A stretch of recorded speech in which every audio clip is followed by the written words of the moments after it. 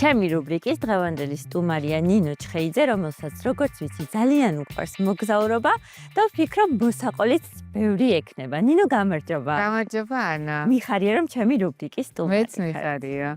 პირველ რიგში მაინტერესებს რა არის ზოგადად თქვენთვის მოგზაურობა, დასვენება, განტვირთვა თუ რაღაც სხვა. მოგზაურობა ჩემთვის არის დასვენებაც, სიამოვნებაც, მუშაობაც, ხშირად მოგზაურობ, იმიტომ რომ კონცერტები მაქვს და ხშირად მიწევს გასვლა და სხვადასხვა ქვეყნებში და თან დასვენება და თან მუშაობა. და მე ვფიქრობ, რომ ადამიანს ყველაზე მეტად ზრდის მოგზაურობა, სხვადასხვა ქალაქების ნახვა და მათი კულტურის და სამზარეულოს და ყველაფრის გაცნობა. მე პირადად ძალიან მავსებს და მაბედნიერებს მოგზაურობა. აი თქვენ ახსენეთ შემეცნებაო მოგზაურობა და საკუთარ თავში თუ აღმოაჩინეთ რაღაც ახალი უნარი ან შესაძლებლობა მოგზაურობის დროს. იცი რა არის? აი ესე რო გითხრა რა მახსენდება, რაიმე არა, მაგრამ მოგზაურობის დროს ვიზრდები. თუნდაც აი უნდა იყო პუნქტუალური, სწრაფი, მოწესრიგებული, ხო, რომ მოასწრო, გადაფრენიდან გადაფრენამდე გადაჯდომა თუ გაქვს. უნდა იყო კომპაქტური, აი ყველა უნარს თქვა, რაც კი შეიძლება ადამიანს რაღაცა წესრიგის კონდეს, ყველა უნარი უნდა კონდეს, რომ იყო კარგი მოგზაური. თუ ხარ ნელი და დაუდევარი ძალიან გაგიჭირდება მე მგონია და მე მომეხმარა ამ თვისებების გაუმუშავებაში. ხშირად დადიხართ ხოლმე კონცერტებზე, როგორც ახსენეთ, აი გამორჩეული კონცერტი თუ გახსენდებათ, რომელიც განსაკუთრებული იყო რაღაც ნიშნით და სხვა კონცერტებისგან ემოციურად, ხო, აი ემოციურად ძალიან გახსენთ. იცი რა არის, ყველგან სადაც ჩავდივარ, ისრაელი იქნება, საბერძნეთი, შვედეთში მქონდა კონცერტი, ყველგან ემოციურია ემიგრანტებთან შეხვედრა. და ძალიან, რა ვიცი, ეს სიყვარულით სავსე მოვდივარ დატვირთული, იმიტომ რომ აი ეს მონატრება, რაც საქართველოსადმი აქვთ, რაც ქართული სიმღერა რო ენატრება, ახლა შენზე გამოხატავენ ამ სიყვარულს და ძალიან დიდი სიამოვნებაა მათთან კონცერტი. მაგრამ ერთი კურიოზი შეიძლება თუ რაღაცა ამბავი მომიხდა, საბერძნეთში, სალონიკში მქონდა კონცერტი დაგეგმილი და მივდიოდი გადაჯდომით, მაშინ არ იყო პირდაპირ ფრენები და რო თურქეთით რო გადავჯექი, დამაგვიანდა, არ დამაგვიანდა თვითფრინავზე, ანუ აი ესე ცხვირწინ დამიკეტეს კარი იმ თვითფრინავის, რომელიც მეფრინავდა სალონიკში და ნუ აღმოჩნდა, რომ მეორე დღის საღამომდე აღარ არის ფრენა. დააგვიანეთ თუ მიზეზი არ დავაგვიანი, აქედან ფრენა დაგვიანდა და მოკლედ ვერ ჩავჯექით დროში. და რა გინდა რომ გააკეთო, იმიტომ რომ იქ ყველა ბილეთი გაკეტულია, 500 ადამიანი მოდის.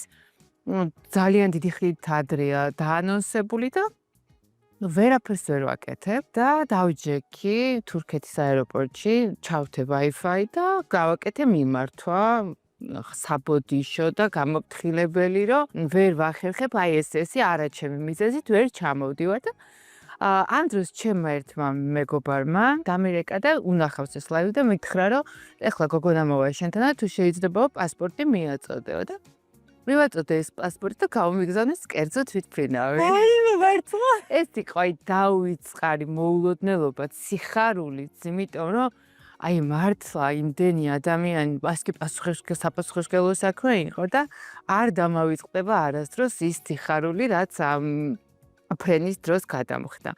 თვითონ კონცერტზე ჩვეულებრივად ძირითადად ერთნაირად ხდება ხოლმე, ძალიან დიდი სიყვარულით და პატრიოტიზმით ხდებიან და მე ვერაფერს გავიხსენებ სხვას. თუ არის ადგილი, სადაც წასვლა არასდროს მოგბეზრდებათ. კი, პარიზი არის ესეთ და ალბათ ნამყოფი ვიქნები ძალიან ბევრჯერ, 200 ჯერ ან 300 ჯერ, მაგრამ ყოველთვის როცა შანსი მაქვს, რომ სადმე წავიდე, ისევ პარიზში. და რატომ? ალბათ იმიტომ, რომ კარგად ვიცი ეს ქალაქი და მე ვფიქრობ, რომ იქ გიყვარს წასვლა, სადაც კარგად იცი. აი ყველა ქვეყანა არის ლამაზი და კარგი, მაგრამ უნდა იცოდე რაღაც ადგილები და მარტო ძალიან ტურისტულად ცოტა რთულია პირველად რომ ჩადიხარ ხოლმე და პარიზი კარგად ვიცი და ყოველთვის მიხარია იქ ჩასვლა. ახალ ქალაქში ჩასვლისას პირველი რას აკეთებთ ხოლმე? გააჩნია თუ კონცერტი მაქვს პირველ დღეს ვისვენებ და მეორე დღეს ვემზადები კონცერტისთვის. თუ კონცერტი არ მაქვს, ვეძებ ინტერნეტში ღირსშესანიშნავ ადგილებს, რა უნდა ვნახო, რას აქვს დიდი რეიტინგი, აუცილებლად საღამოს უნდა წავიდე ვახშამზე რაღაცა დამახასიათებელ და განსაკუთრებულ რესტორანში და დავაგემოვნო მათი სამზარეულო. აი მე უცნაური ხომ არ გაგისინჯავთ, მაგრამ მკითხავ. უცნაური დიდად არ მიყვარს, თუმცა ამას ჩემი მეუღლე ჩემპიონია, იმიტომ რომ რაც კი უცნაურობა შეიძლება არსებობდეს, აბსოლუტურად ყველაფერს სინჯავს ხოლმე და მე არა, მე მირჩევნია რაც ვიცი, იმით შემოვიფარგო, თუმცა გასინჯვით გავსინჯავ, მაგრამ აი ტრედის ხორცს, გველის ხორცს და მსგავს თაყვებს არ ვეტარები არასოდეს, სადაც ავიდე ჩავიდე. თუ გახსენდებათ მოგზაურობა, რომელიც გარკვეულ სტრესთან იყო დაკავშირებული.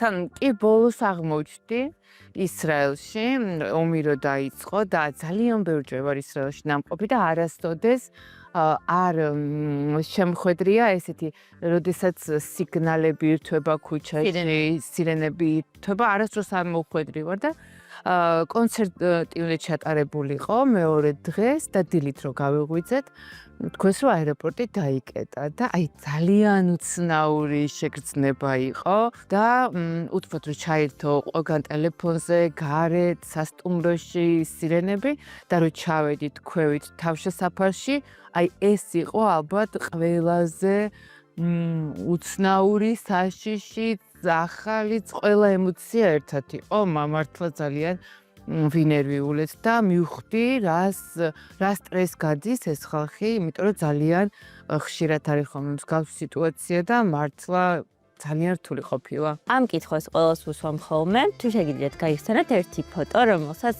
განსაკუთრებული ისტორია აქვს და ძალიან გიყვართ. მახსენდება, ეხლა ძალიან კარგი კითხვაა, იმიტომ რომ ყველა ფოტო თავში დამიტრიალ და ერთი ფოტო მახსენდება, უნდა ვიპოვო კაპადოკიაში.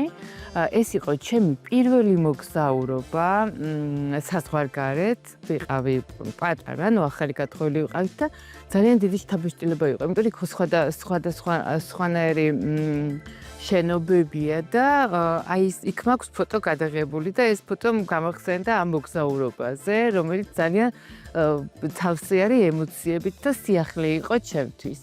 რაც შეხება ფოტოები ძალიან ბევრი მაქვს მოგზაურობიდან. მიყვართ ხო ფოტოების გადაღება?